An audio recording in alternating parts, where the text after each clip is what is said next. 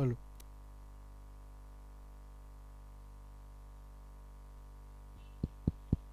hello.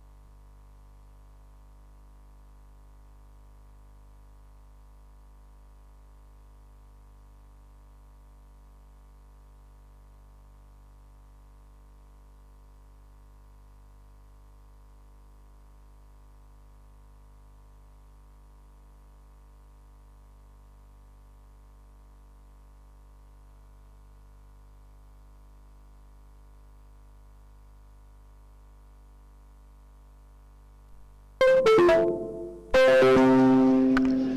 everyone. Kindly be seated so that we can start the inaugural session.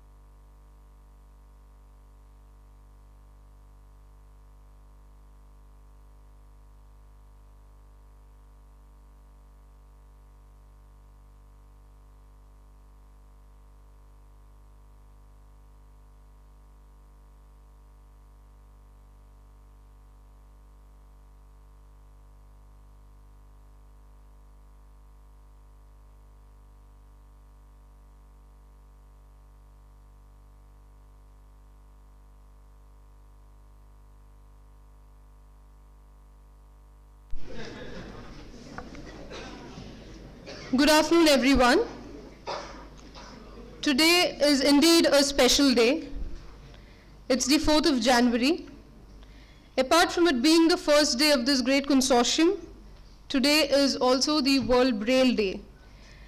Though it's a little known occasion, it's a day of great significance as the person Louis Braille, with his simple yet effective innovation, made it possible for blind people to read and write. A very famous verse which we must have all recited goes, Asatoma Sadgamaya, Tamasoma Jyotirgamaya, Mrityorma Amritam Gamaya. This is a prayer where the seeker seeks transition from limitedness to transcendence, from the darkness of ignorance to the light of knowledge, and freedom from the bondage of the mortal world to the immortality of cognizance. Today, in the presence of such great gurus, who are also relentless seekers of knowledge, we hope that the light of knowledge and wisdom engulf each one of us over the next few days. On this note, it is indeed a matter of honor and great delight for all of us at MICA to welcome everyone present here for the 7th AIM-AMA Shade Foundation Doctoral Consortium.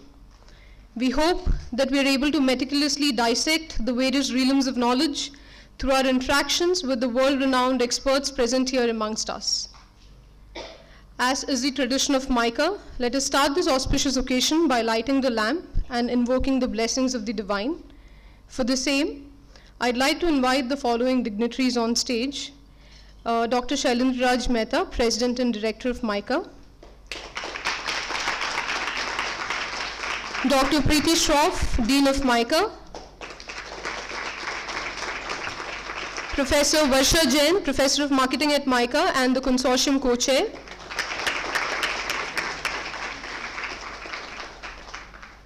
Next, I'd like to invite the very prolific Professor Jagdish Sheth, founder of the Shade Foundation.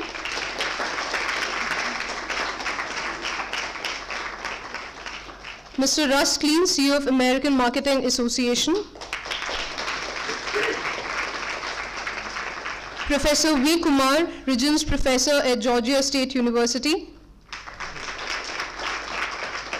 And Mr. Jayan Shah, Executive Director, Academy of Indian Marketing.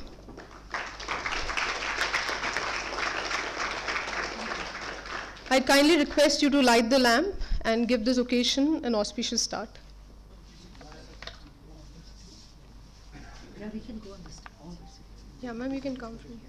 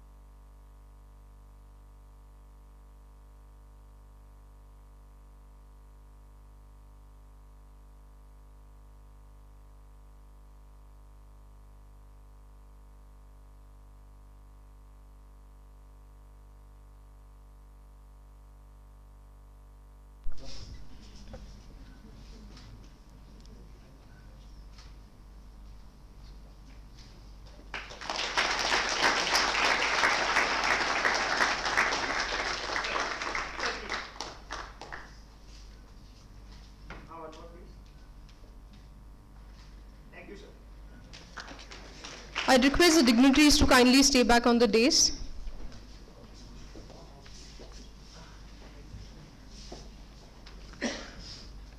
Ma'am, you need to be seated on the stage.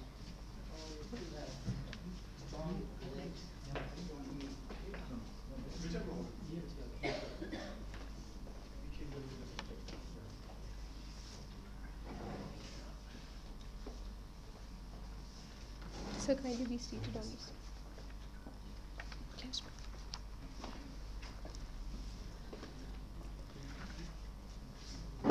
Now I'd request our President and Director, Dr. Shailen Raj Mehta, to honor the very prominent intellectual giant amongst us, Professor Jagdish Sheth, with a shawl as a token of our reverence.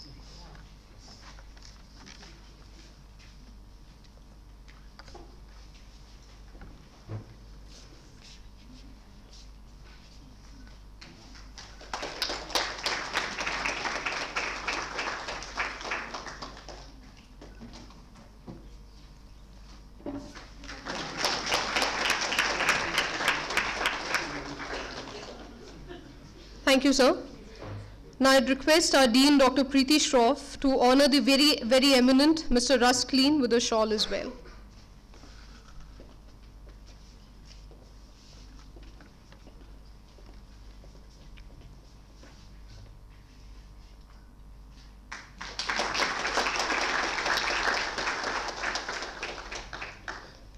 Now I'd request Professor Varsha Jain, the conference co-chair, to honor Professor V. Kumar with the shawl as a token of our appreciation.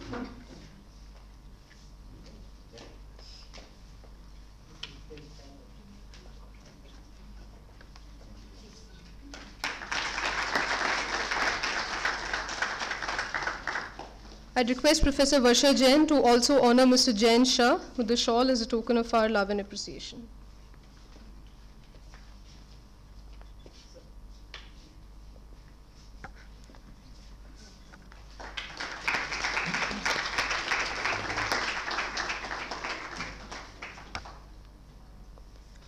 Thank you, everyone.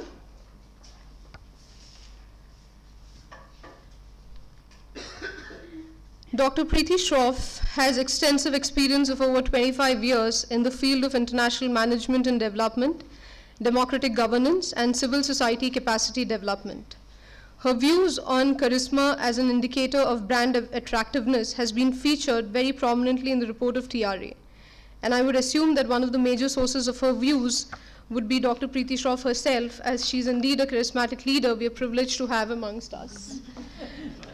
It's all about women. It's all about, yeah.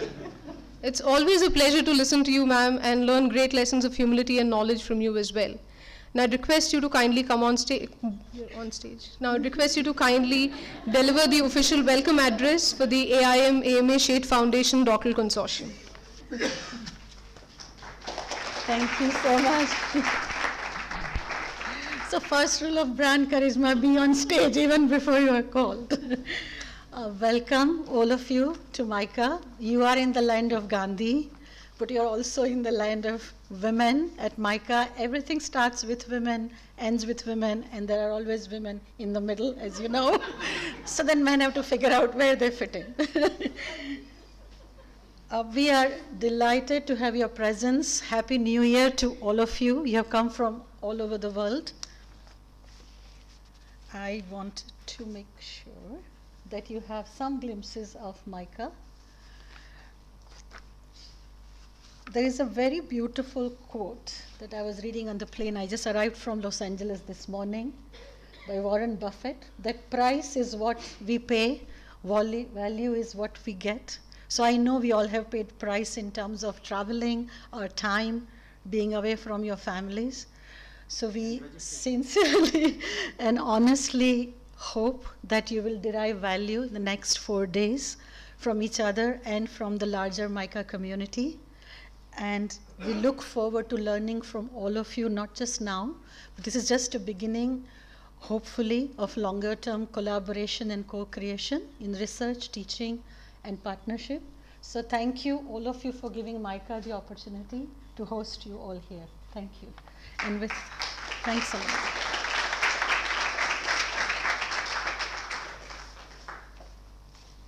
Thank you, ma'am.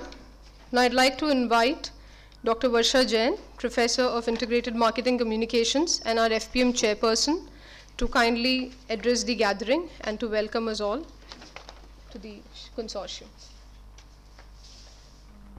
Very good afternoon, everybody.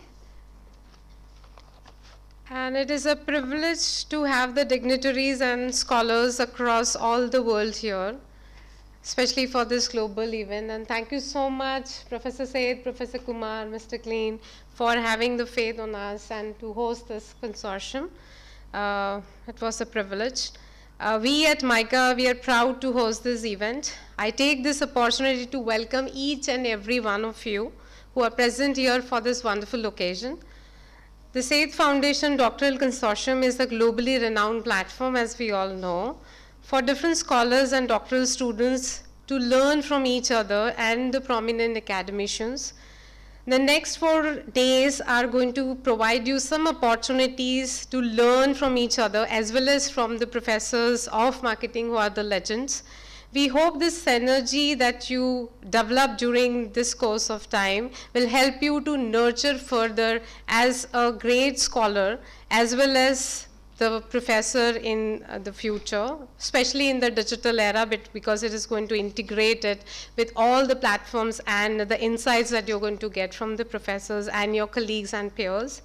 I really hope that the end of the consortium, especially the young scholars, find themselves more equipped for the digitally enabled world with all the insights that you have received from different people out here. And thus, I would like to conclude that, a quote from Holy Gita, which says that my noble thoughts come to us from all sides. So we have to be open. And may each of us become divine carriers of knowledge. So thank you so much. Thank you to the entire Said Consortium team, and welcome all of you to MICA. Thank you.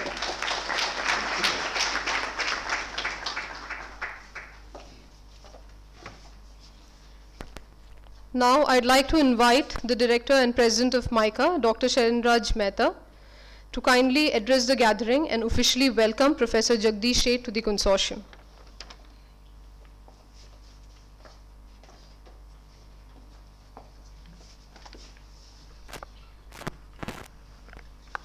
Professor Sheth, Professor Kumar, Mr. Klein, distinguished faculty, research scholars, ladies and gentlemen.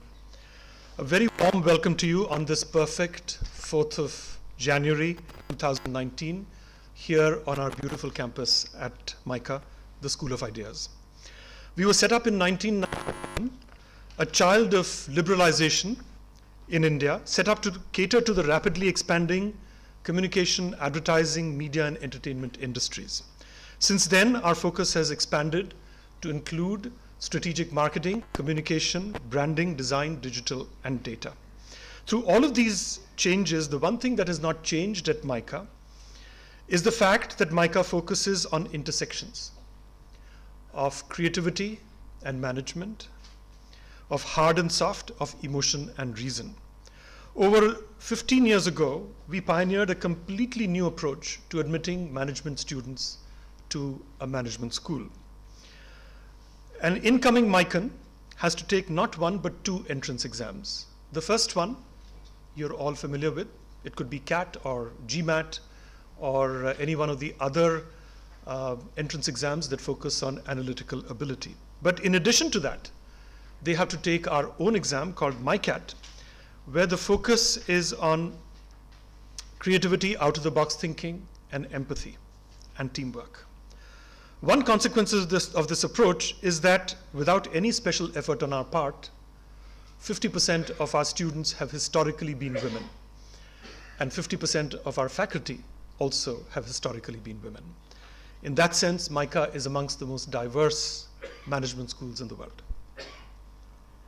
Our environment here is consequently nurturing and egalitarian, and as a result, everybody who has worked at MICA or with MICANs will tell you that MICA is different. It is this difference that we are highlighting in our unique positioning amongst all management schools in the world. You will not be surprised to hear that MICANs win more business school competitions than almost any of the management schools in this part of the world. Far more than all the other IIMs in some cases combined. That is because their ideas are refreshingly different, but surprisingly practical. I would like to point out some of the exciting endeavors that we are building upon here at MICA. First, since I spoke about creativity, we are taking our brand of creativity to schools around the country in some very interesting pilots where we are identifying creative individuals, identifying how to develop them and train them, help them continue their creative journey in college and into the corporate workplace. If this experiment is successful, the MICA approach, which until recently has been confined largely to MICA, will be available to a much broader group of individuals. Secondly, we have embarked on a major research study which compares, quite appropriately given the background that I have shared with you, women's leadership journeys in the three most dynamic economies on the planet today, that is India, China, and the United States. Third, this month we launch the Behavioral Research Lab, and we are putting in place some very interesting global partnerships as a consequence. So there is a major thrust on behavioral research that is happening. Fourth, we have a slew of pedagogical innovations that we are pioneering, where the pattern is that we take a team of 3 faculty members, 5 students, 1 outside expert, and 1 institutional partner. And as a result, the topics that we focus on, there are 10 of them. I'll just mention a few: creativity, global governance, entrepreneurship, crafting a narrative, etc. For example, we of course teach finance, but one of the things that we're going to emphasize is how do you tell the story behind the numbers? Because finance, even to finance majors, can be quite dry, and we want to, as it were, put the special MICA touch to that. The industry and institutional partners in this endeavor, including many of the leading corporations in India, such as TCS, Mahindra & Mahindra, DDB Mudra, but also institutions such as the World Bank.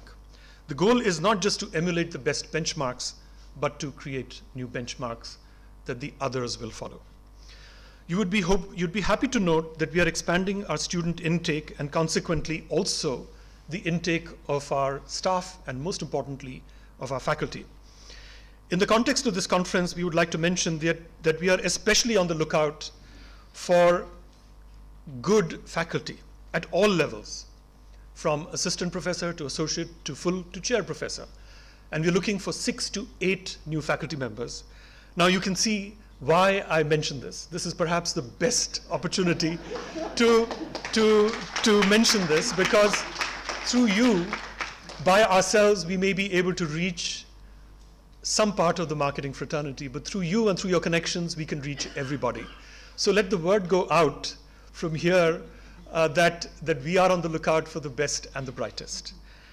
So here is an appeal to you. Come join us in whatever capacity you think it's appropriate, for a day, a week, a month, a year permanently. We'd be thrilled to have you. And we have enough interesting things to do together.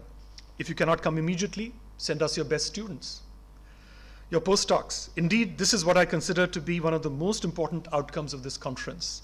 That is a two-way channel opening up to MICA, where we invite the very best talent in marketing and branding and design and digital and all the associated areas from around the world, but also create a channel for our best people to connect with you and all the other wonderful people who are out there. And then, of course, magic will happen. Indeed, it is starting to happen, and this conference is the best example of it. So thank you, AIM, AMA, the Shaitt Foundation, Professor Shaitt, Professor Kumar, Mr. Klein, and all of you for coming here to this wonderful AIM, AMA, Shaitt Consortium and Conference on Marketing Communication in the Digital Era. Thank you very much indeed, and welcome again.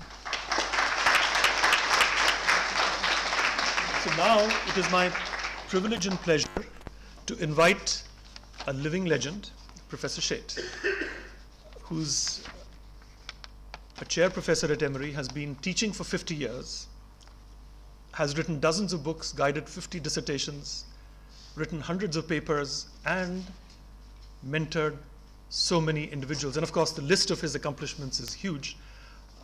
It's there in the brochure. We won't repeat it here. There will be other occasions when we will. But right now, it is my immense pleasure, sir, to welcome you here to the dais.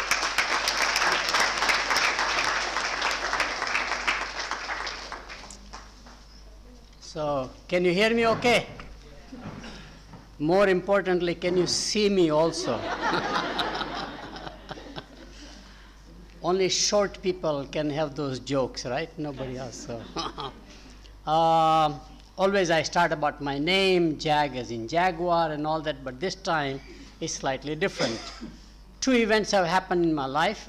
One is that I turned 80.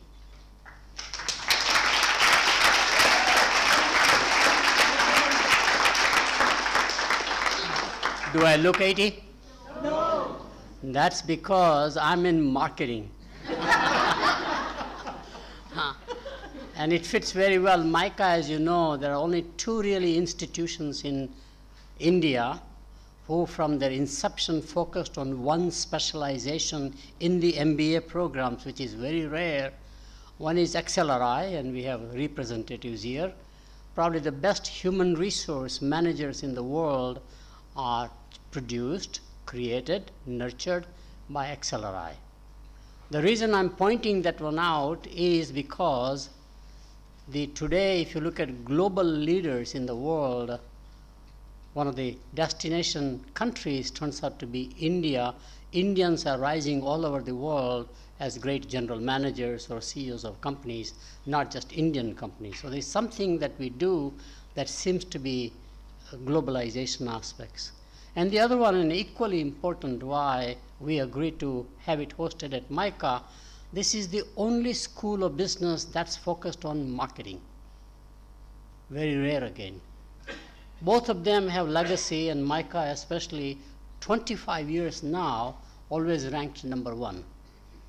And we are a marketing discipline, Academy of Indian Marketing, that Jayant will introduce. So this is a perfect fit for us. So when Preeti Shroff and I talked about this one, when our team talked about it, we immediately said, of course it makes sense. Because all faculty are in the marketing discipline or marketing supported disciplines in some fashion. This is not a school of finance, for example, as there would be others.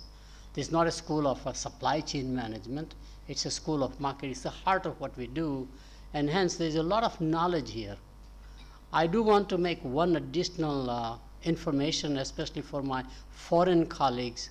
As you know, merit-based admission is very critical in India. This is one system that still so far has not been corrupted. Whether those are at the IIMs, IITs that we know, but I was surprised when I found out from the president as well as the dean that the number of applicants at MICA is about 10,000 applications, from whom they select only about 180 or something. That's incredible. So this is the place where we get the rough diamonds. And our job as academics is to polish them, to nurture them, to mentor them, to be useful not only to themselves, but to the community and the society at the same time, which is where the values concept comes in. Again, Micah is very proud about instilling values, not just creativity, not just analytics, but fundamentally the values of why we are as human beings. That's very important. I wanted to make two additional comments. One is about the doctoral consortium.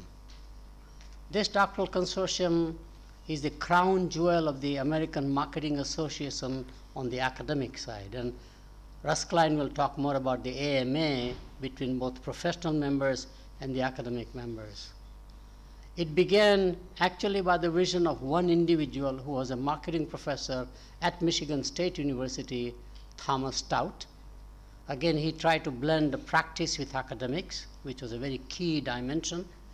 He went and became a general manager at Chevrolet division, which was a giant at that time. I mean, it's really dominant brand name of General Motors. And he is the one who planted the idea that we should generate next generation of scholars by having mentoring by those who are actually eminent scholars now.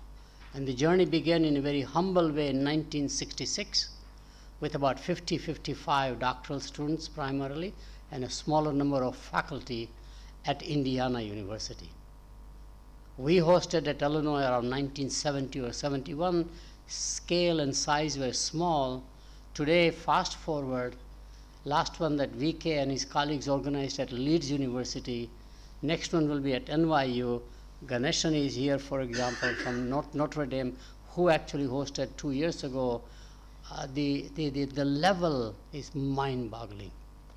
Today, more than 100 institutions are invited to submit one top doctoral student to come across all disciplines, whether you are in analytics or in CB or in strategy or whatever the areas you are, which is fascinating. And more importantly, equal numbers, like about 120 or so top faculty will be invited.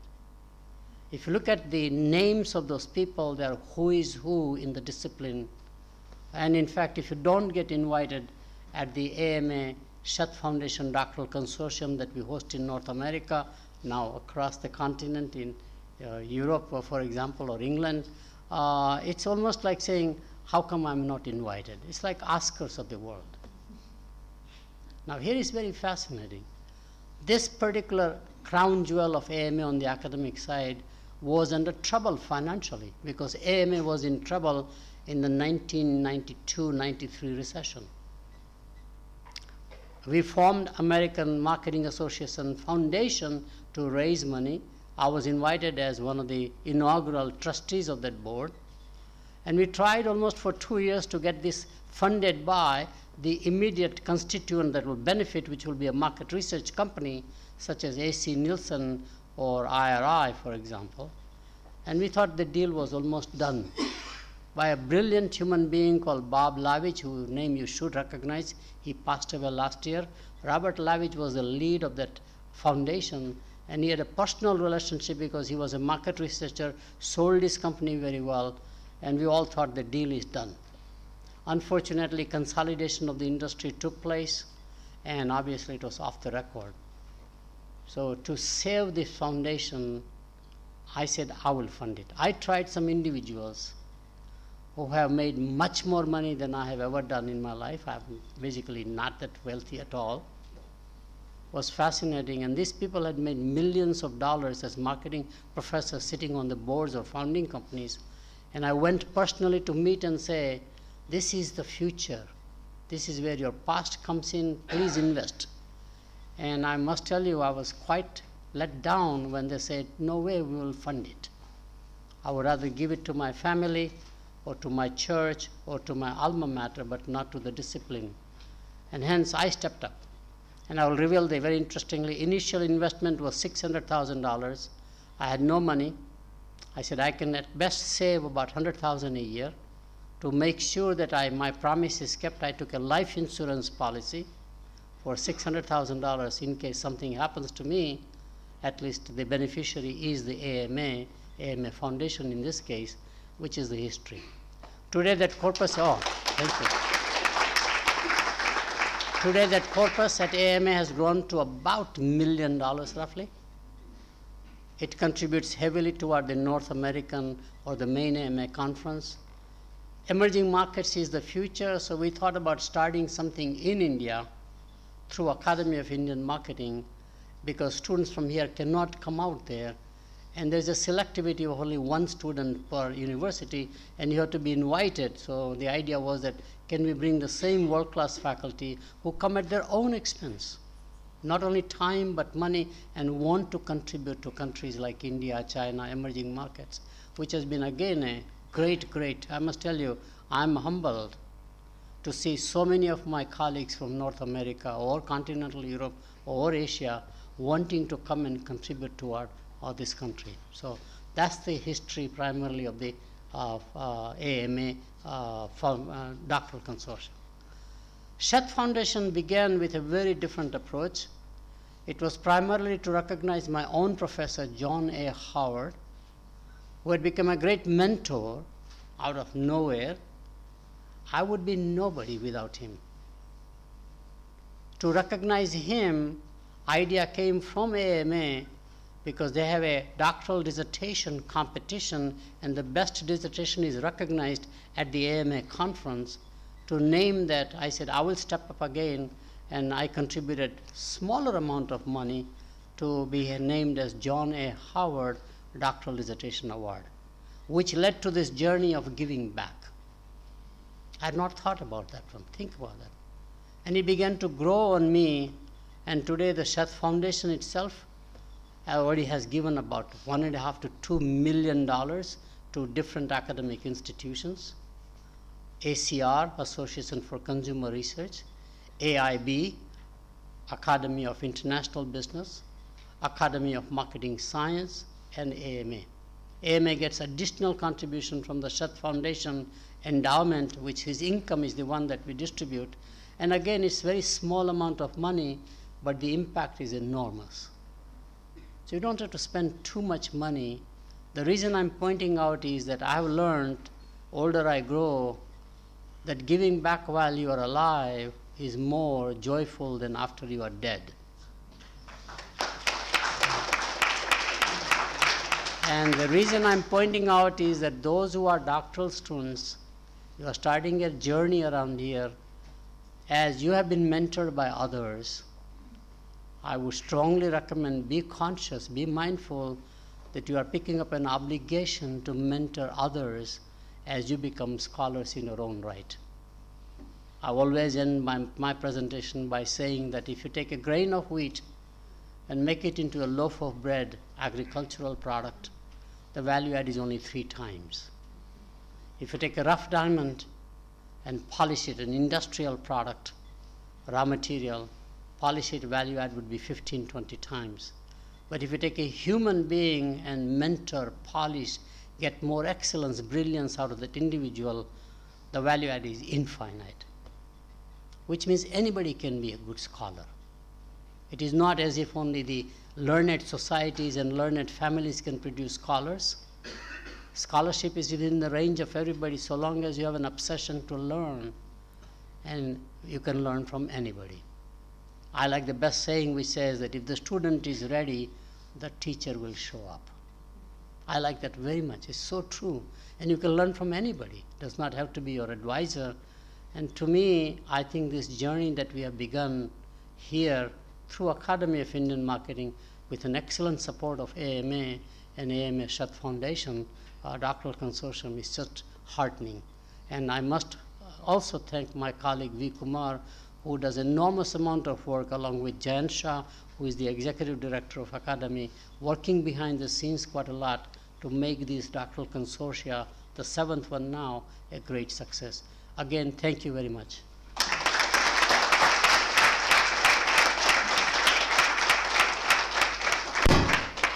Thank you, sir. Now I'd request Mr. Russ Klein, CEO of American Marketing Association, to address the gathering.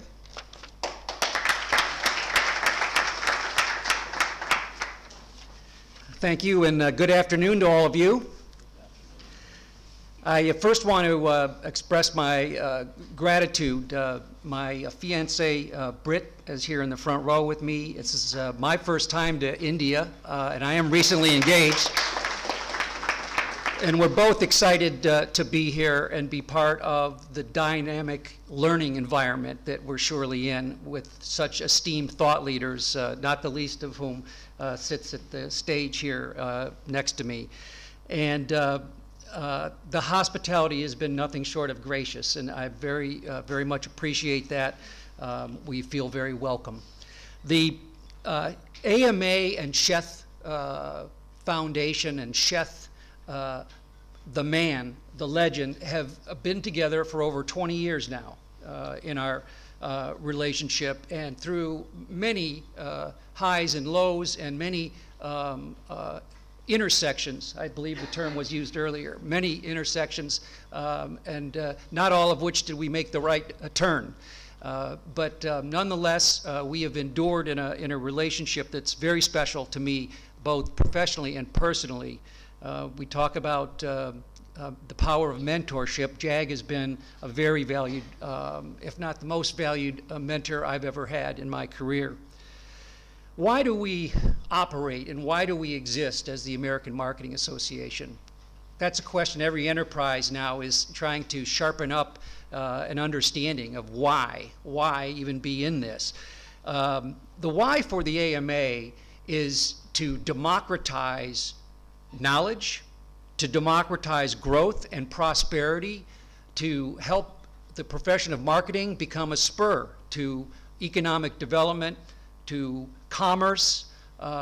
We all know what major outcomes are related to really such a small fraction of a P&L that includes the role of marketing. When we talk about economic growth and prosperity, we also talk about the idea of opening up new markets and opening up new opportunities through diversity. It's a well-known, probably intuitive idea that diversity is the power behind real thought leadership. There was a study cited in a book called Whiplash, where they had one group that was supposedly the group of people who had the highest IQs solving a problem, and then they had another group with less distinguished IQs, but who were defined by their diversity. And they continued to give more and more challenges to each group. And the group with the high IQs actually proved to have a diminishing return as you added more IQ power to that group. But there was no diminishing return on the diversity group, the diverse group of people. And to me, that underscores the importance of, I've long often felt like the dumbest person in the room. And so now I don't need to worry about that. I just need to make sure that I'm with a diverse group of people around me. So how does the AMA go about fulfilling that purpose? We are really all about problem solving across both the academic community, the collegiate community, and the practitioner community, and to do so in an interdisciplinary way. We are about the individual as well. I tell people that the AMA is for the individual marketer, much like Nike is for the individual athlete. Nike can be relied upon to often default in defense of an athlete versus governing bodies or team owners or league officials to show their commitment to that individual athlete. And athletes know this and they feel that support. This is the role that one day we hope to generate and the response we hope to generate at the AMA, such that every marketer as an individual, whether in practice, as a collegiate student, or in the academic community, knows that we have your back, and that we have your back from the beginning of your career all the way through the end of it. And we really are about building credentials that are of accepted value for people who are part of the AMA, also to grow their employable skills so that they are both employable, promotable, and can be valued fairly for their worth. And it's also about personal transformation. Again, Jag spoke about the importance of mentorship, and personal transformation that comes from things like membership is part of the AMA experience. And how you develop that transformation, that personal transformation, is going to be a function of what every individual among you chooses to do, what you lay out for your destiny. And the AMA wants to be there helping you achieve that. And we play 3 roles. We call it coach, badge, place.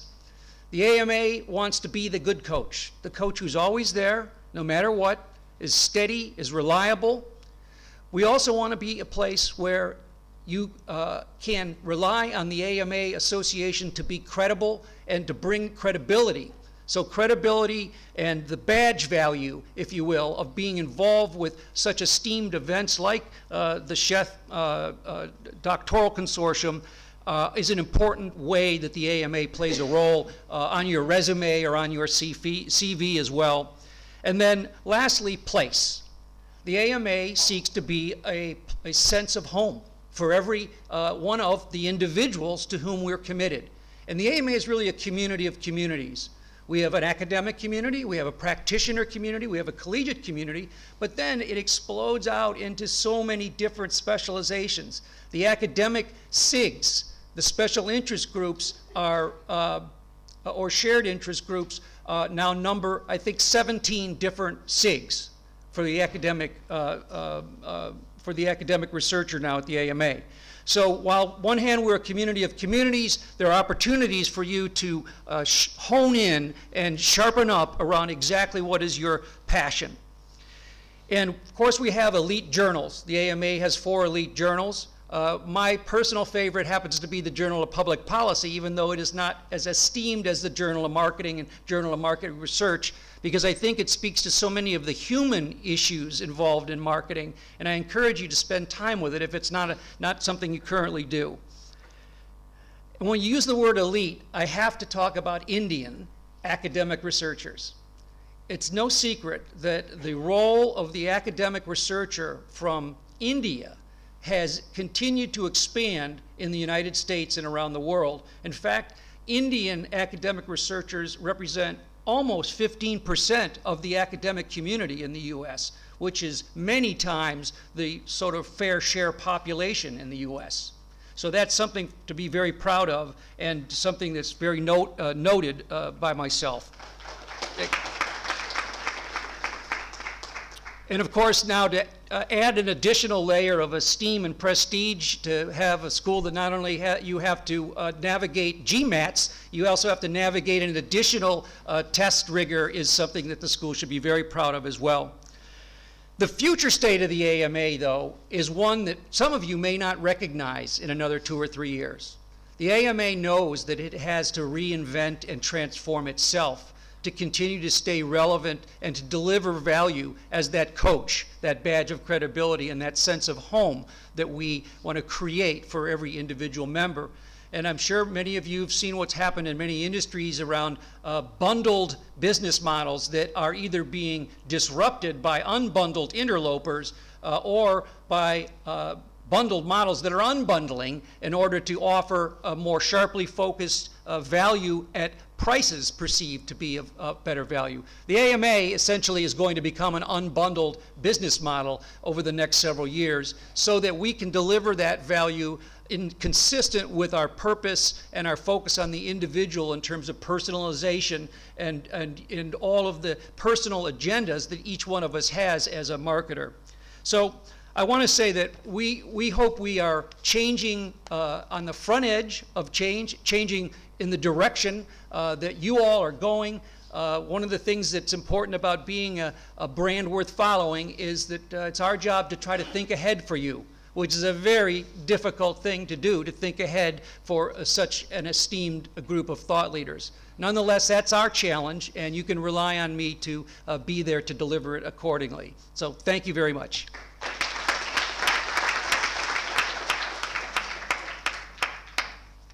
Thank you, Professor Ruscline. And now I'd request Professor V. Kumar to kindly address the gathering. I think I'll keep it brief. Thank you. So, my job in the consortium year after year is to make sure that you all get entertained. So, but that's a tough job. So, and that's made easy by the faculty here, the colleagues from all over the world who come year after year and are generous enough to give their time. What Jack said about it, and we cannot thank them enough. But I usually want to say the following thing to the doctoral fellows. There are three things that are very important for you while you're here. First, you need to learn how to network. Don't feel shy. Even in the few minutes I was walking around, I was trying to introduce myself and they were feeling shy, the doctoral students. It shouldn't be that way. This is your chance to network. Put your face in front of all these world-leading scholars so that they know who you are. It's very important. Second, you need to leave an impression on these world-leading scholars. And they need to think about you. What was the person? What was he or she talking about? So leave a lasting impression. The third one, walk away inspired. Inspiration is very critical. Here, in all these sessions, you will find people presenting some great ideas for you to get inspired and go back and build on it. So networking, impression, inspiration. That's all you have to do. Very easy, isn't it? Good luck. Thank you.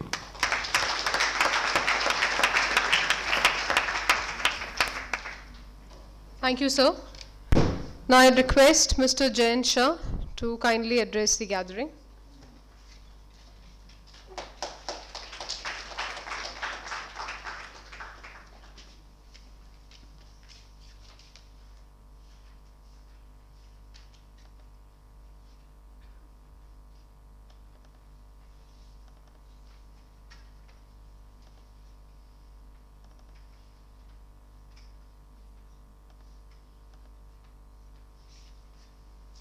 Good afternoon, and I welcome you all to the 7th edition of the AIM AMA Shed Foundation Doctoral Consortium.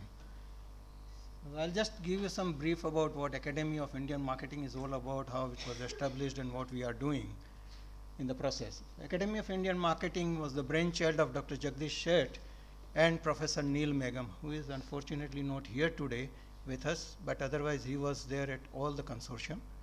So maybe for his health reasons or whatever problem, I am not very much aware about it, but he is not here. And then Dr. V. Kumar. So they were the founding members of the Academy of Indian Marketing along with Rajiv Karwal, who is the industry guy. So all these four people, they established Academy of Indian Marketing. It was established in year 2009, 21st May. We got the registration certificate from the government of India as a company under Section 25, which is now Section 8 company, non-profit organization. And the main reason to establish Academy of Indian Marketing by Dr. Sheth was to give back to the society. So he always believed that till then, all the scholars in the marketing discipline, which were top scholars in the world, are from Indian origin.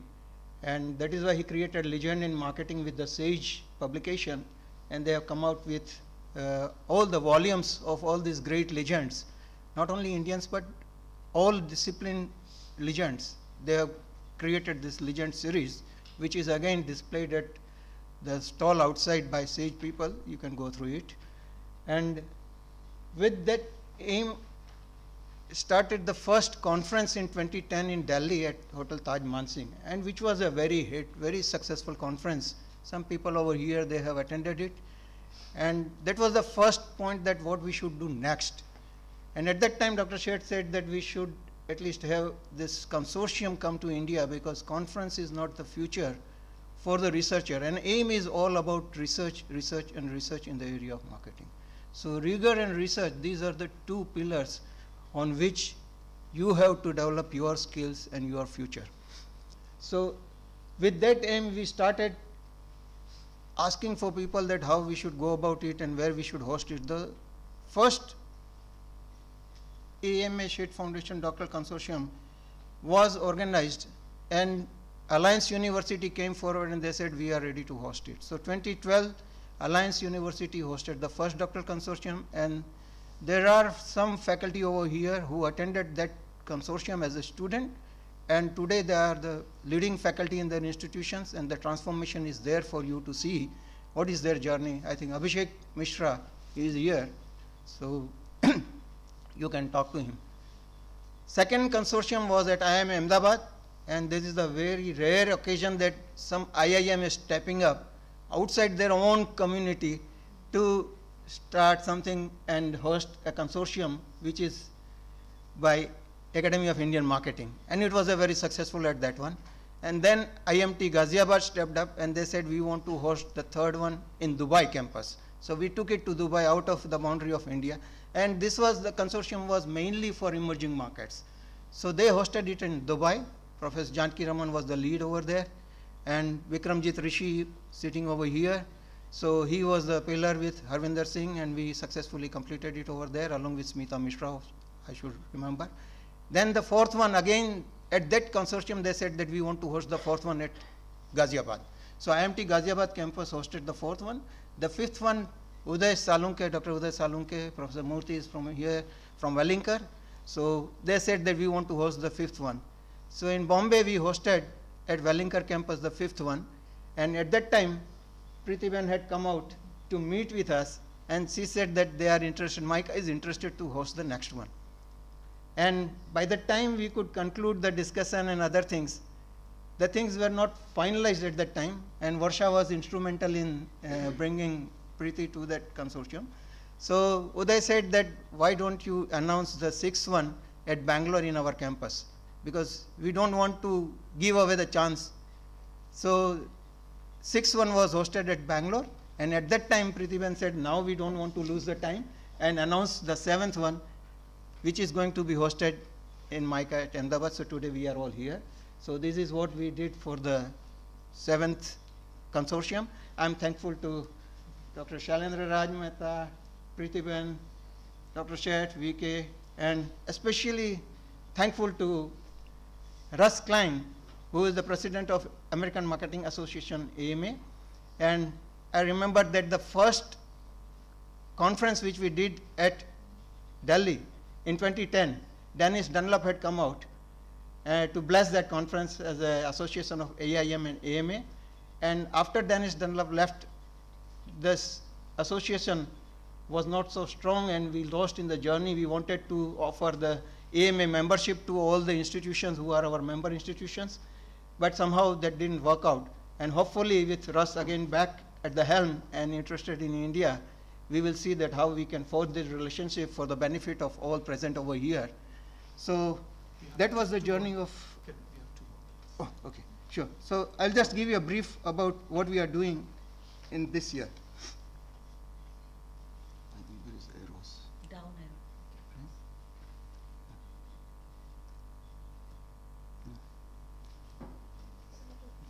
Open down. Oh, okay. So no.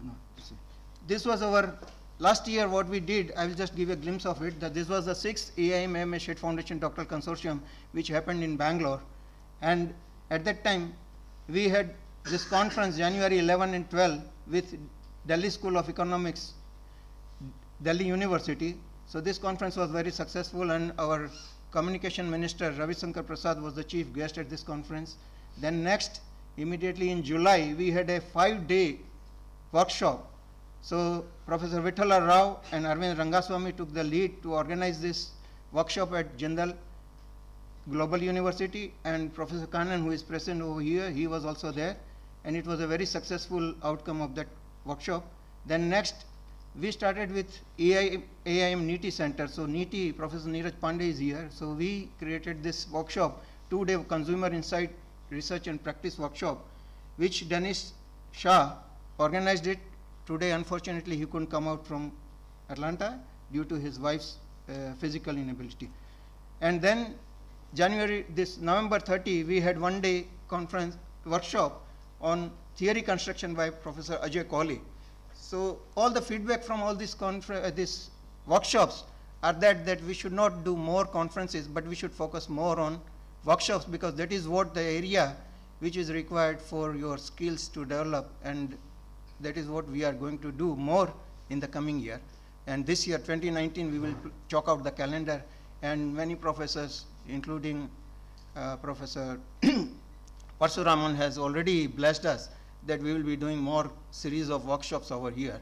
So thank you very much for coming out over here. And every time I always say that there are 4 pillars on which we rest.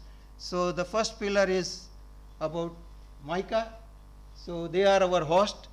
And second pillar is Academy of Indian Marketing. Third pillar is all the professors over here. And fourth pillar is all the participants. So without all of you, we couldn't pull it out. So thank you very much for this tremendous response. And to add to it, we have about 45 faculty who have come as a resource faculty, and 63 participants. Out of that, 7 are from abroad, rest are in India. And out in the faculty area, we have about 26, 27 foreign faculties, and rest from India. So thank you very much, and looking forward to your presence again next year, 2020. We will announce that where we are going to have it. It is already finalized. So on 6th of January, we will announce it. Thank you very much.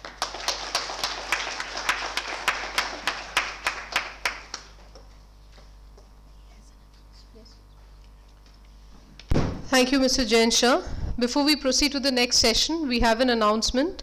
To do the same, I'd like to invite Dr. Shainraj Mehta. So I actually have a somber announcement to make.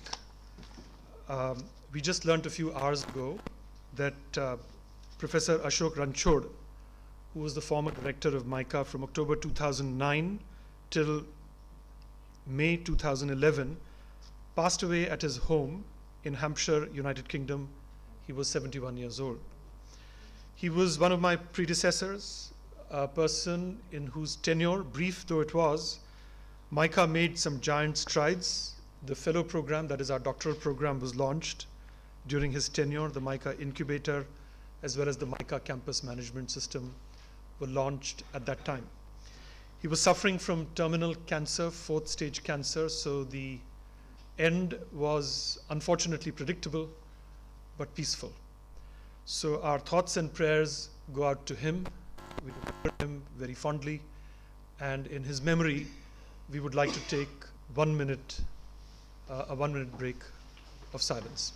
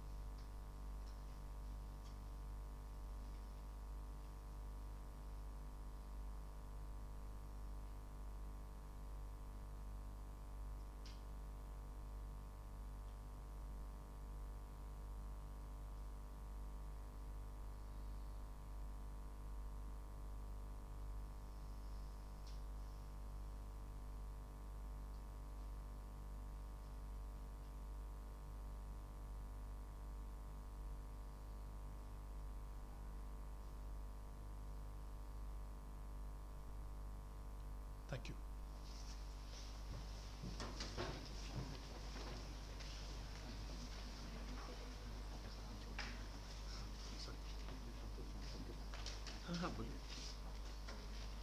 Sorry to take 1 minute from you. As we came to know that Professor Ranchod is no more with us, so I would like to offer my gratitude to him, because during his tenure, MICA became our member. So he was the person who had come out in 2010 to attend the conference, and at that conference he said that, Jayant, how can we become member? And I said that I will send you the procedure, and immediately within few days he made it possible that MICA is the member of AIM. So I just offer my gratitude to him on behalf of Academy of Indian Marketing and MICA. He was a great person, and I love him, and I was regularly in contact with him. Unfortunately, he couldn't come out over here, and now he's no more with us. Thank you very much.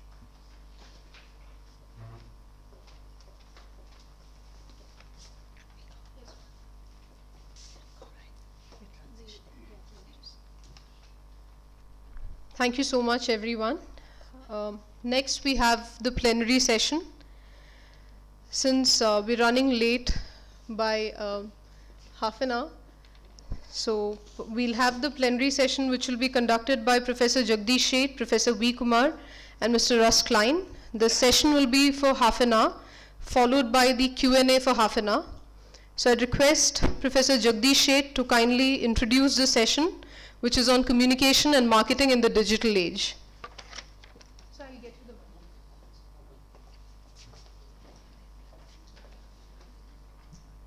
just to catch up on the time, like the early fog in Delhi, right? Flights start late and somehow they have to catch up. This mic is on, right? Can you hear me okay? Yes. Okay, so this session really is about the impact of digital technology on communication. If there is any one P of marketing that is likely to be more impacted than any other P, it is going to be what we call promotion, communication, advertising, promotion, all that put together, which is what this institution is all about, MICA, and the hosting and that, hence the connection. I think it's disruptive and transformative. Look at the media numbers. I'll just set it up and then no presentation. And we'll pass on to my colleagues. It's fascinating to see that print media is on decline everywhere in the world except India. India is still continuing to grow. That's probably what is known as vernacular languages, not the English, but the local languages of different states. As most of you know, India is very much like Europe. States are organized by language, like German, French, etc. And those languages are pretty large in numbers because India's population is very large, and they transcend in size and scope basically the English speaking or English reading kind of. The print is still continuing, but the handwriting is on the wall. There is no question that the fastest growing market in India among communication channels is actually digital marketing. It's growing twice or 3 times the rate of print, 40–50% increase, and the escalation has begun primarily because of the universality of the digital devices, especially the smartphone, and the fast growth of smartphones in the country, more e-commerce platforms, more the presence of Facebook or its equivalent, for example, and therefore the horse is out of the barn, which means we have to study a lot more the impact of digital media and digital communication, and I'll plant about 2 or 3 key things in your mind. We can have a dialogue. First of all, the role of word-of-mouth communication now becomes a lot more significant than ever before. Word-of-mouth was always there. In my younger days, as a part of Howard's theory of buyer behavior, we emphasized very strongly understanding word-of-mouth communication. But the nature was local. In the days of homemakers primarily, after sending the kids and the husband, they had time to chat with each other. There were columns written called Hints from Alois. Do the historical research on this one. I even have a paper in Journal of Marketing on 100 years of advertising history print on a magazine which was a family magazine. Fascinating change over time, but what is emphasized. Today, cycle time is very compressed. Word of mouth is global now, and it reaches more instantly, and the impact is very different. So we need to study word of mouth from a more scientific approach, a key foundational communication and influencing mechanism. In fact, it is more influential than any advertising will ever do. It has a trust factor, for example, deliverability, however you do it, and hence the word of influence. So that's clearly one area that we can discuss. The second area is much more interesting. We know Marshall McLuhan in communication, he very famously announced, the medium becomes the message. I think that is obsolete. Today, there is no channel restriction whatsoever. Print has a limited space, magazine and newspapers. Radio has a limited spectrum and a reach. Television, the same thing, broadcast. Cable expanded enormously, the number of channels, but channels are infinite. I can have a channel on YouTube by everybody. And today, therefore, there is no capacity problem, and therefore, surprisingly, the messenger becomes the medium now, which is the new slogan. Who says, and their following is very key, all celebrities now have millions of followers. Prime ministers of the nations have followers, some more comical than others, but they are there. Interesting to watch, very fascinating. And those dialogues make sense to people. That's the second area. The third area is who generates the content. I don't think marketer is in charge anymore because there is much more user-generated content that can be curated properly, can be leveraged properly by marketers. And in the discipline of marketing, we have never studied the techniques of curation. Only two places where we know those techniques are hard for disciplines. One is the library. And probably the best library in the world is no longer in size or scale or impact. That's the Library of Congress, which is where we deposit all the ISBN numbers by law. But it's probably Google. I search for Indian dialogues in Gujarati, my language, which is this stage is all about, some very peculiar subcultural language on Google, and I have that information available. So as a fun playing in the family, mind-boggling. So we have to learn the art of curation in marketing discipline by companies like Google or library science, which are very good. And the other one that are equally important is the newsrooms.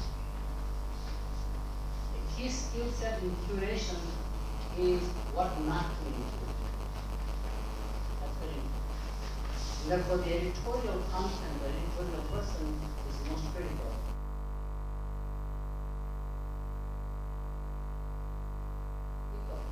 As we are learning analytics quite a lot, qualitative research, that's a third area.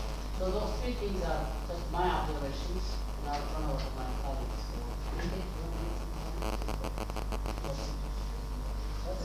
Feel free. It's all yours, Vijay. Whether you like it or not. That place is too cramped between two legends there, so I want more space. So the thought process on digitization, I'm not going to educate anyone here, but we had an opportunity to actually do a field study on digital communication. So if you look at the US schools, business schools, for the last 3 years, the enrollment has been going down. Okay, what I'm saying. So how can we reverse this?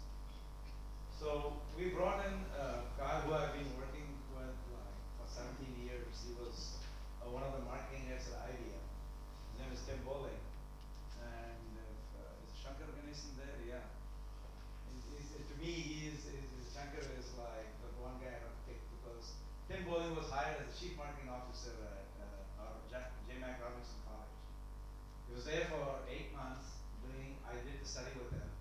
And then Shankar Ganesan noted him, doubled his salary and took him away from us to make him the chief marketing officer at Mendoza School of Business. But during the 8 months that Tim Bowling was there, the digital strategy that we did gave us an increase of 28% enrollment. So what is that we did? Something different than the digital communication, in terms of reaching out. The traditional model, you go in the airport, you see billboards of, here is JMac Robinson or Roosevelt College.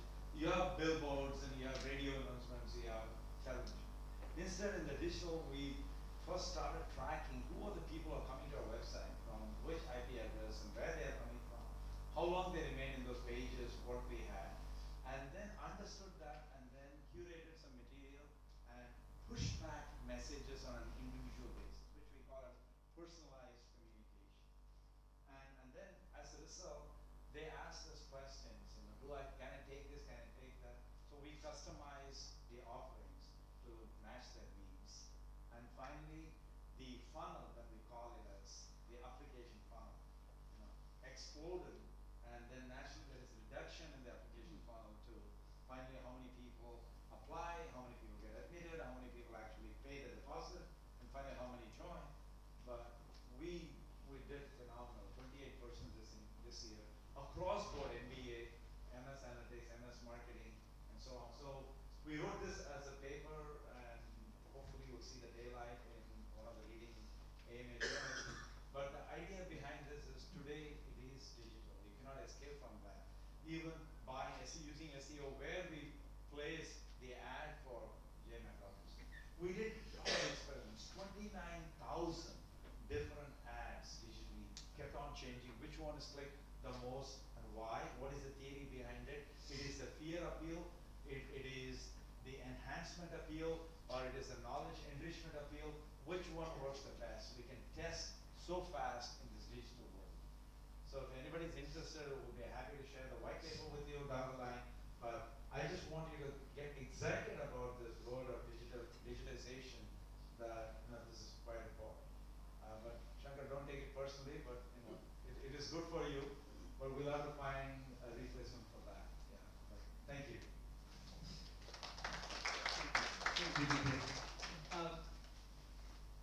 It's the term digital marketing, first off, I think it won't be long, maybe another 5 to 7 years before the term digital will fall away.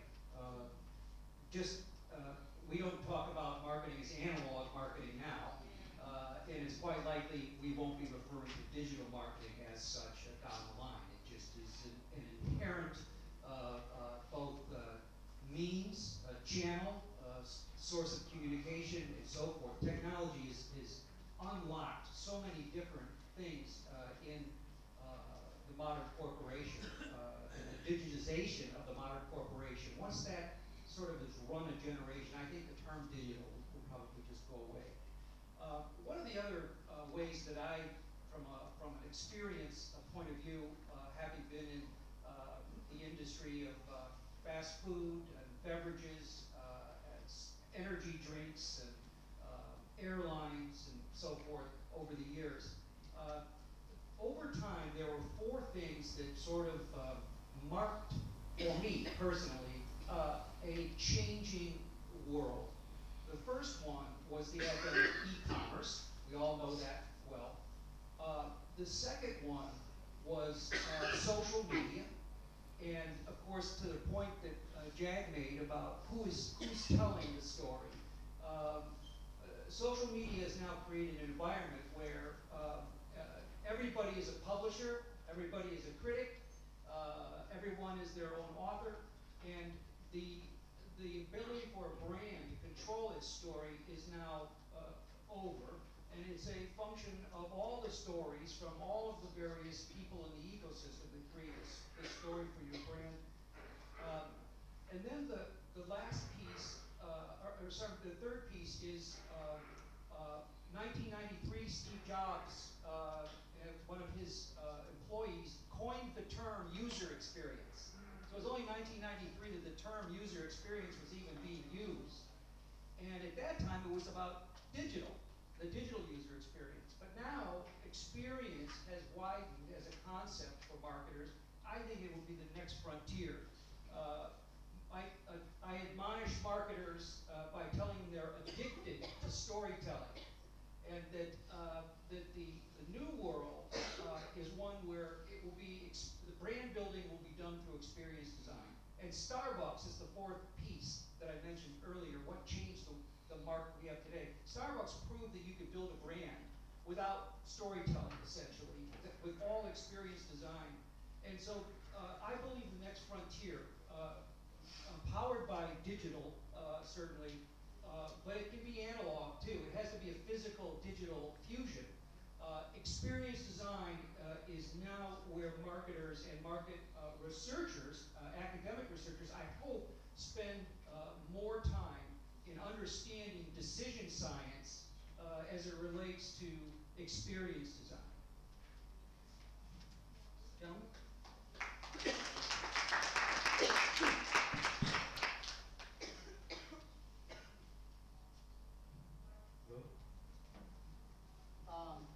We can go on forever, as you know, given the opportunity. But I would rather have any questions, dialogues from the audience. We'll compress the time so we are on time, as I mentioned. So, any comments by anybody?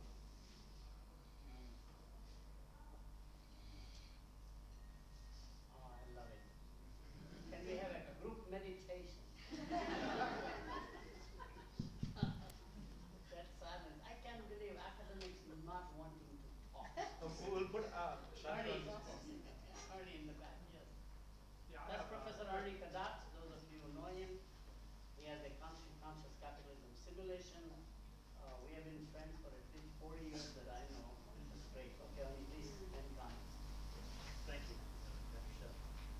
So BK, I was interested in the work you did, and I'm imagining it's with paid search engine marketing. When somebody comes to your site, you get their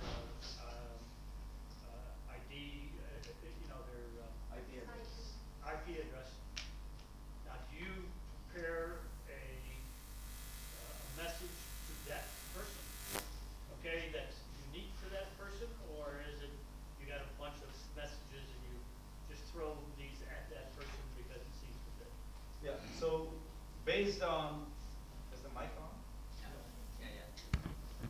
Okay, based on the history, like last 2 years, what kind of message was delivered and what was attracting those students to the campus? So first step was a study done among the people who joined.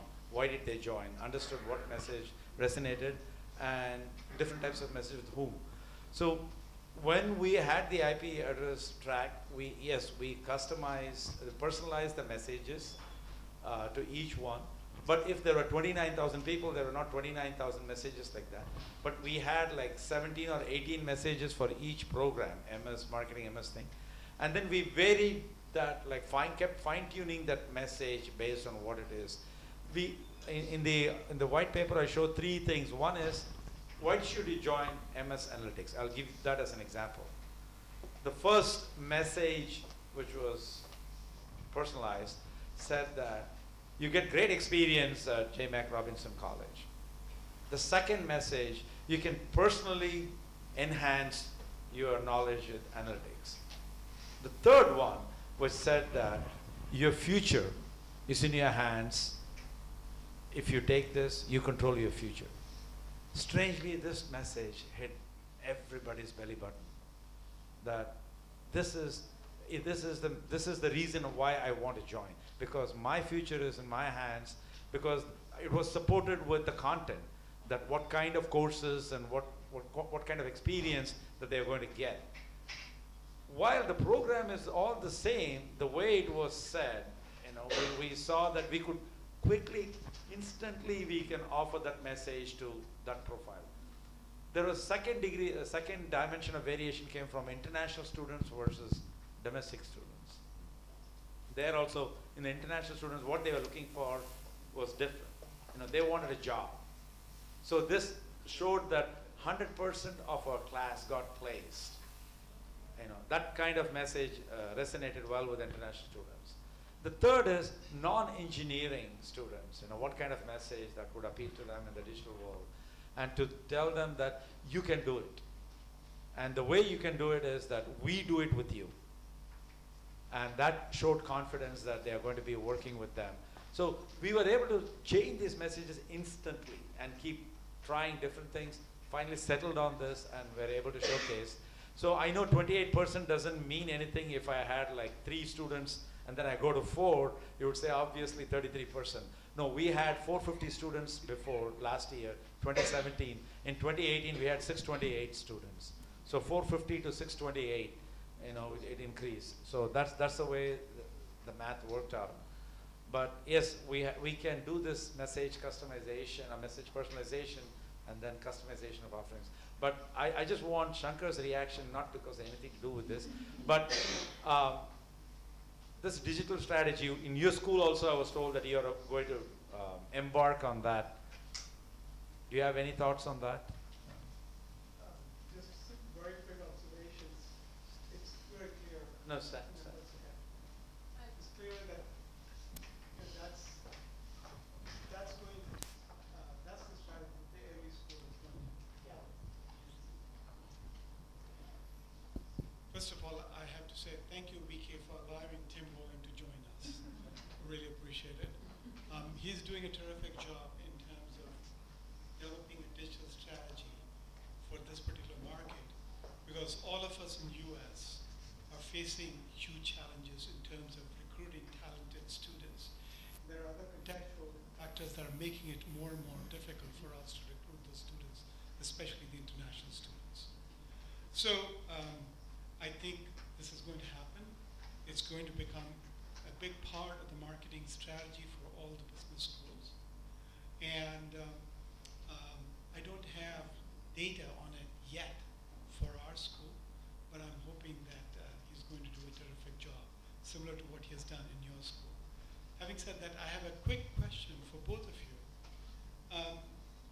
We've been talking a lot in marketing about rigor and relevance.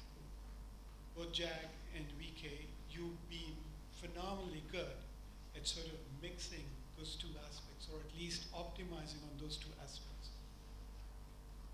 What are your suggestions for people in this audience to do a much better job of coming up with research problems and that have relevance, but also upping their game in terms of the rigor? So I'm wondering, because you've done so phenomenally well, I thought I would get your reactions on that. Thank you. Mine is a somewhat unorthodox answer, and probably not well accepted or bit controversial. I think we have got too far into using inferential statistics as if it's rigor.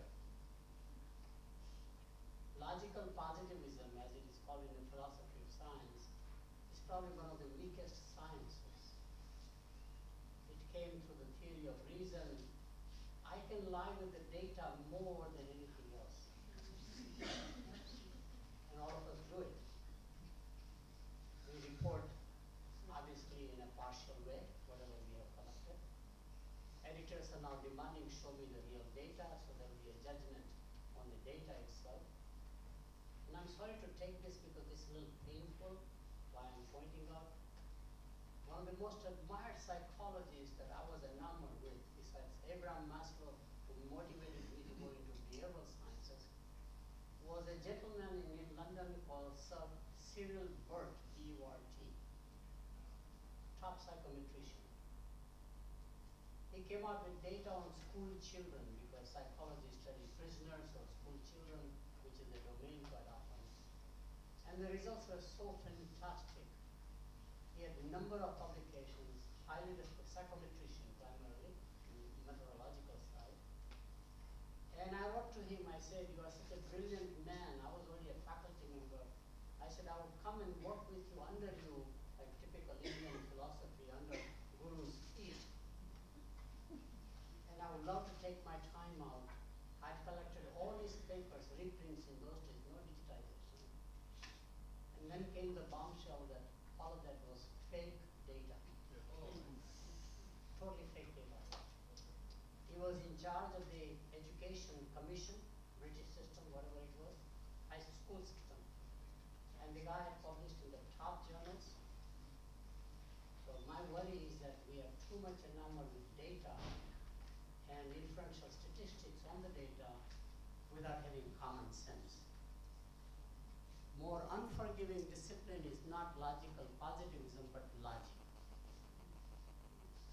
Logic is so unforgiving because it will not allow you any deviation from mathematics is founded, or logic is basically the underlying discipline. So I worry about that in marketing. I worry about in marketing that many of these brilliant young scholars who publish in top academic journals, marketing journals, have no understanding of business at all. They came from statistics, or they came from econometrics, got immediately the data, and then they spin the explanations about their findings without having any knowledge of the real world. So that's my big worry, because they all come out with what I would call rationalization of their findings. It doesn't have the front-end rigor of an experimental design, which is what experimental guys do, but they are weak on their analysis or in their data in some ways, because sample size is small, or kind of all the experimental biases are there. So I'm very much disillusioned, given the large-scale data that have come and more will come now, that the discipline will actually come out with findings that are totally useless or irrelevant. interesting in my view. Unfortunately, our editors of the journals are mostly paper shufflers. I delegate to the area editors, and area editors will decide. Reviewer is almighty, and reviewers are wrong. I must tell you, technically they are not competent quite often, and we rely on their judgment, and they often tell us what they would like to write. I'm the author. Judge me for my writings, not what you want me to write. This is very interesting. I mean, just went through a dialogue just now on one of the paper reviews that I was mentoring someone. It makes no sense. In technique, on analytics, unfortunately, they are very technique biased. We only know one technique. If you are an econometrician, you only know inferential statistics and what to do. If you are a multidimensional scaling, that's all you know. If you are a conjoint, that's all you know, or whatever turns out to be the technique. And we look at the world from the technique viewpoint, and in the process, we have a technique bias. Scott Armstrong wrote a great paper way back 45 years ago, Tom Swift and his electronic machine. So we take the data that are not amenable to the technique, somehow we manipulate the data to fit them into the technique, which is not the real world, and just goes on and on. So I am actually pessimistic about the future of rigor, not relevance as most people are. I think rigor is declining enormously with the massive data. Sorry to create down in the audience, you know, okay, pretty much. But I think we should have a dialogue. You want to speak, then I'll speak. I would just tip in. I think you're. Oh, all right. So the that was very elegant, Jay. To be controversial, I think Jag articulates the issue with rigor better than I ever could. But I do think there's an issue around relevance. And the first question I would ask is relevant to whom? Is it about relevance in a peer-to-peer environment, or is it about relevance in terms of utility outside the academic community?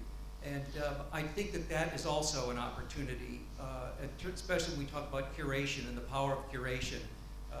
You know, if Ernest Hemingway wrote to the 4th grade reading level, and I say it's not because people can't read more than the 4th grade reading levels, because they don't want to. And I think if we're going to have the kind of impact on industry with the findings from evidence-based research like this, there has to be more thought on how to make sure the work feels relevant and it's communicated in a relevant way for industry. You don't have to get up, PK. I'm used to, My you know. leg is training. Sorry.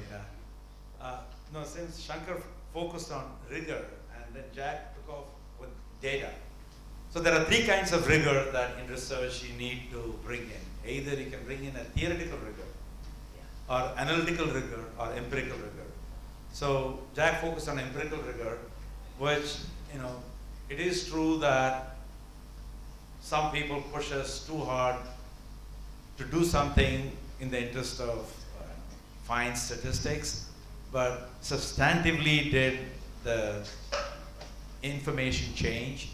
Probably not, but still we have to go through because of all the tests that we do. It's unfortunate, but I've been an editor, I've gone over this and overcome this, so I can vouch for it. I was not a paper shuffler. I spent every day 8 hours for 4 years and continue to do that even now. So it was a learning experience, and it's a job that one gets very rarely to do it, and I cherished it, and I look forward to more of it. But let's go to the rigor part. You know, theoretical rigor is something, Shankar, that can be obtained by people reading. You know, they read the theories, theory of buying behavior, to today the latest theory of engagement. You know, you have all these theories, why they exist, how they evolve. That's the theoretical rigor to support your finding. You know, why do you expect some result, one certain way? Analytical rigor is also something that you can do. You can derive, suppose there are like two retailers, one is maximizing profit, another one is maximizing revenue. So how are they setting prices? You can write the objective function and you can derive. Okay, so you can also do that. That is fine. But the empirical rigor is to some extent necessary.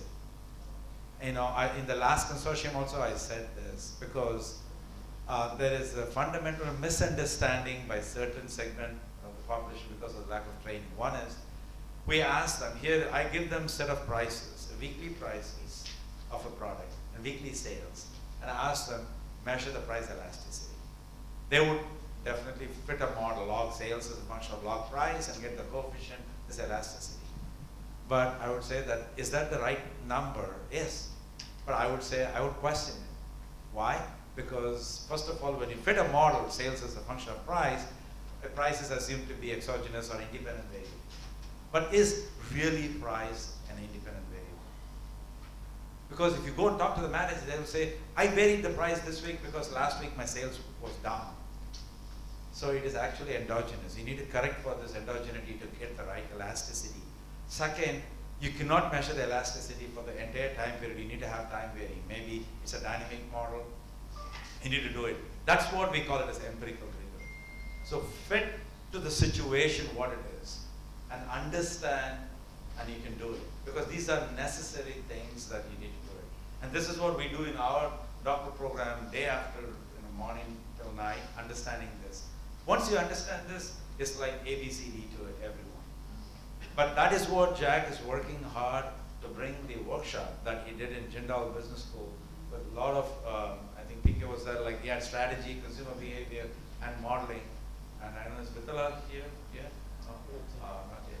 So if all kinds of training aspects were given for bringing theoretical rigor, empirical rigor, and so on. So just, you need to know the basic things so that you don't fundamentally continue to make the mistakes. So why we get papers rejected from some parts of India, not everywhere, is because they miss this fundamental thing. And they say, I wish somebody had told us before. So that's where the training itself goes to the school. I had an opportunity to spend 2 weeks in Bangalore a month ago. We did for 2 weeks nothing but this, how to bring in the rigor to the doctoral students. So that's what I would encourage. Preeti, you had a comment or question, did you? Yes. Yeah, so please. I can speak, I think. No, people behind you. We can give you a microphone from here.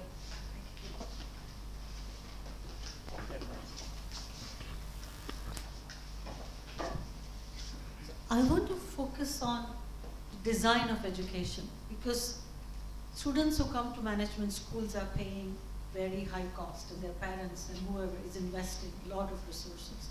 And the question is this, I think there is an emerging contradiction in terms of us focusing on experience economy, experiential marketing, experiential products and services, but the education system is designed for uniformity. And experience is very person-specific, very diverse. So how do you balance this emphasis that we have always focused on, which is teaching core skills and learning and knowledge areas, but at the same time, allowing for experiential learning that actually, because of digital lifestyle, even our students are not living the kind of family and community life we had lived in our generation. And experience cannot be taught. Experience by definition has to be experienced. So how do you bring that ability to have emotions in what you're learning? Because I think we have detached emotions from learning to a great extent, the way education system has been designed historically, while the experience economy is talking about reconnecting with emotions. And it's that male-female dichotomy also that has become very important now. So, and I know you spoke about education system recently, so I'm asking the question to all of you. I think fortunately, again, the digital technology is going to be more transformative in the way we learn, not in the way we teach. If you do the history of education, and I'll take 2 minutes, Originally, education was designed only for the nobles, not for the serfs. That was to make them humanistic, because you are judge, you have an absolute power over the serf who works for you for your life in the agricultural or the monarchy days. You can abuse the person anytime. To make them humans, good kings send their children, princes, to study in academies. Western world would be the Socrates, Plato, to make them human, and hence the liberal arts education was very important for them to understand the value of the human. Come the industrial age, we shift toward literacy. We invented 3 R's of learning: reading, writing, arithmetic, which may be great for the industrializing agriculture to industrialization. But now the new is called 3 I's of learning, which I've done about 20 years of research. 3 I's of learning is very different. It could not be done economically in the old classroom ways, but with the digital technology it is now very doable. Learning has to be interactive. All the research shows you that memory stays longer term memory if it is more interactive than taking notes, for example. Learning has to be 3 I's of learning, interactive. Learning has to be, in fact, individualized. The digital advertising I was talking about. I have a class of 100, but I can personalize to you by digital technology on a one-on-one basis. So you may be a slow learner, some may be fast learner, I can do it. So learning has to be individualized, as it is called. And the third one is learning should be integrated, which is the biggest issue in all disciplines, because the more we specialize in the disciplines, the narrower we become. Even within marketing, we cannot connect the marketing with arts, let alone marketing and finance. Whereas ideally there is something common between music, emotive side, and mathematics, the cognitive side. What is that common? Can you integrate that knowledge, which today, with again a digital technology and the curation of knowledge, everything, it's more possible. Problem is that we were trained as educators ourselves in the 3 R's of learning versus the 3 I's of arts of teaching versus 3 I's of learning. And that's the paradigm shift we are trying to make in education. Second comment very quickly, and I will stop primarily. Experiential learning is becoming a way of life. I think we got enamored with the MBA curriculum that began primarily for engineers to give them the vocabulary of business. They did not know supply and demand. They have no idea double entry system. So core curriculum of first year is just learning a language of business for engineers. Today engineers are not the majority who come to business schools, except in India probably. Ours are majority coming from non-engineering backgrounds with work experience. They come after. Our MBAs are now more and more not straight from undergraduate to MBA, but more work experience. What we are finding is very interesting, that experiential learning is immersion into the issue. We got enamored by social sciences as if they are the dominant ones, let's say sociology, economics, etc. And we use their paradigms to teach business. We are a lot more clinical sciences. Like an engineer or a doctor will never be allowed to certify or practice without cutting the cadaver. Yesterday I was at some other institution and they were showing me the research lab. There were people, engineering students, building contraptions who never graduate from an engineering school without building something. That's experiential, are you with me? In business school we do it all on a piece of paper. So the only way out is for students to be immersed into the reality, and faculty immersion into the reality. Then that gives you that experiential base that you think about the experience itself, the context primarily. And it is happening. I must tell you, I love India for one thing, it experiments everything.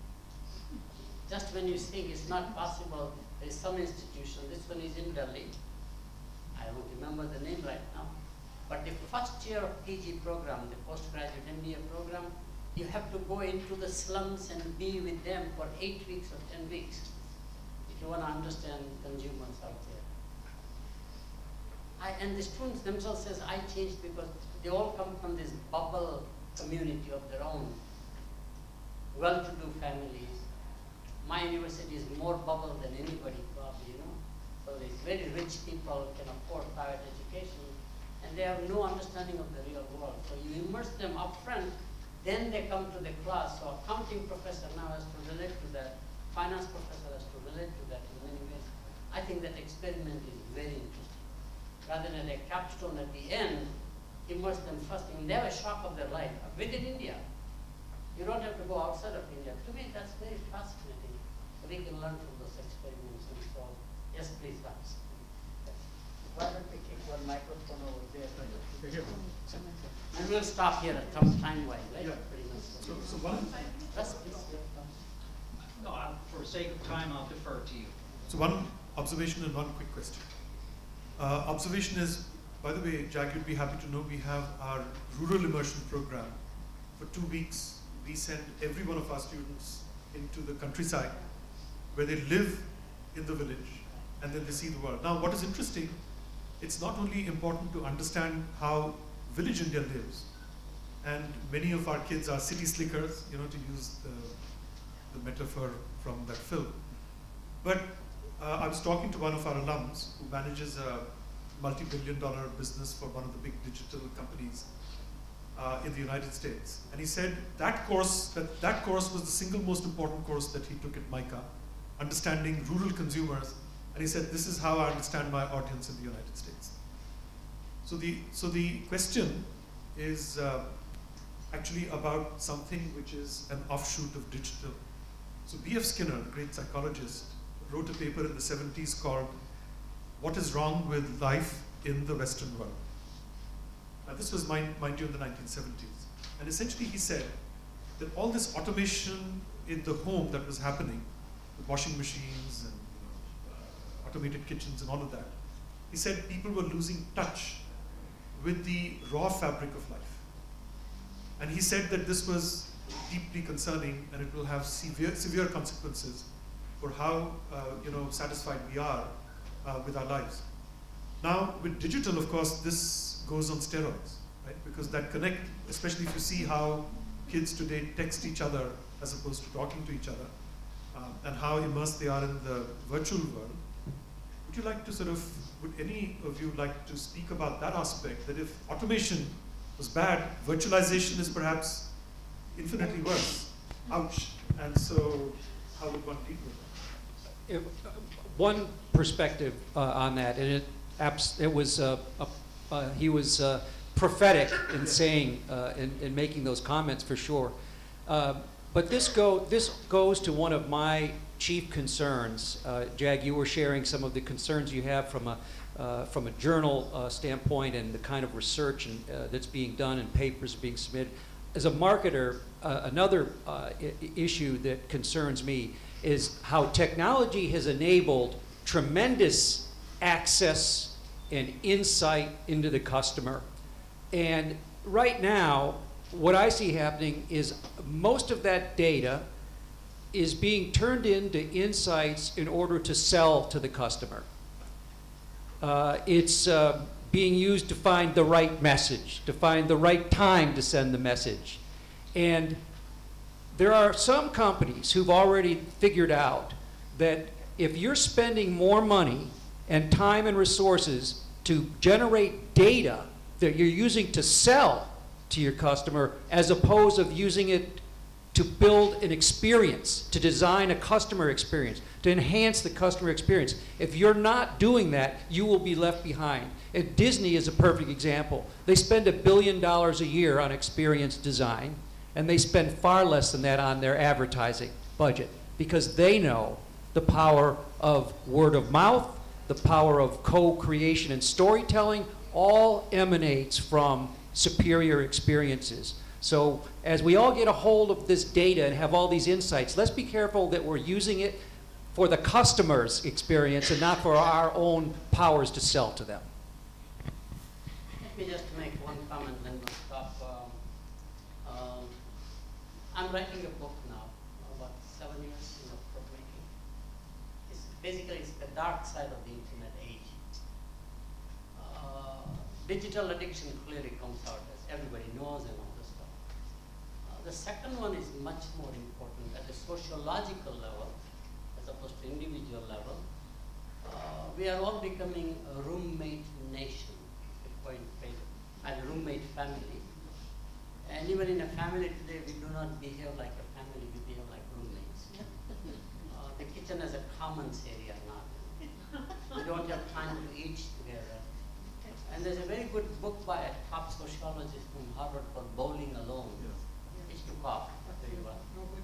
This is a similar, this is okay, when a society begins to become like that, we have the extended family, then we have the nucleus family. Now, it's a family of me and my avatars.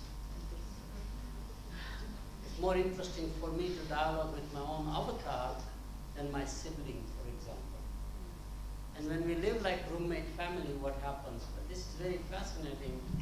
There's a very fundamental law of consumer behavior, which is more, I think, predictable than Einstein's equation even. Anything that is we give up as a daily activity or necessity seems to come back as a hobby. Hunting, fishing, gardening, baking bread. So eventually we are likely to be more in the virtual world than the real world, which is in the peripheral now. In the real world, the physical world becomes enjoyable, like exceptional thing that you do. And that's a very key change in the transition.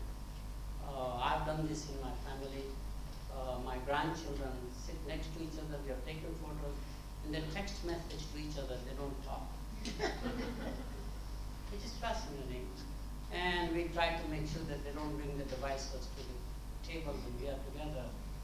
One time they caught us, Madhu and I and my wife, were text messaging, fortunately not to each other.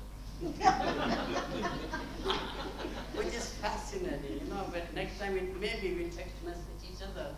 We are both learning how to text communicate as opposed to voice communicate, for example, or personal communicate. Because I'm in the basement, in the dungeon, doing my work. She's upstairs, and the only way we can communicate is by phone or text message, which is interesting. So my visit, on the one hand, we have to be concerned about the change in the society, but society is dynamic, it moves on. That's the second major side effect of the internet age. It's real. We will become more and more atomistic or subatomistic family structure, and therefore all the laws related to families, which is all the laws are property rights, for example, husband-wife relationships, you know, all this stuff now begins to become obsolete in the society.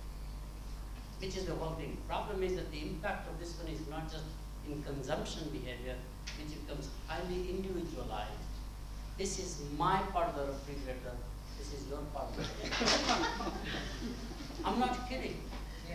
I have done clinical observation of families where each one says, this is mine, you can't touch it. So the sharing experiences are going away. So how do you manage that? We have no answers, but this is why we have a consortia and the conference to figure out. With that happy note, yes, we should stop here, and I hope it was okay.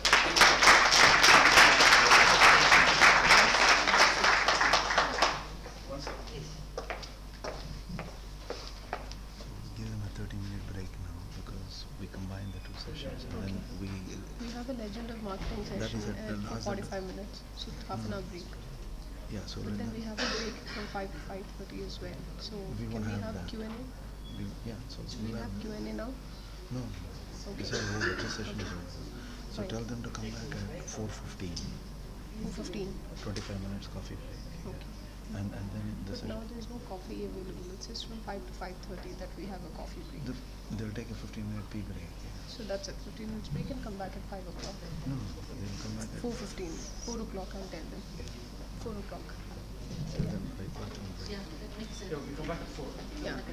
Thank you, everyone. Now we have a 15-minute break, post which we come back here for the next session. So we can disperse for 15 minutes. And yeah, you can.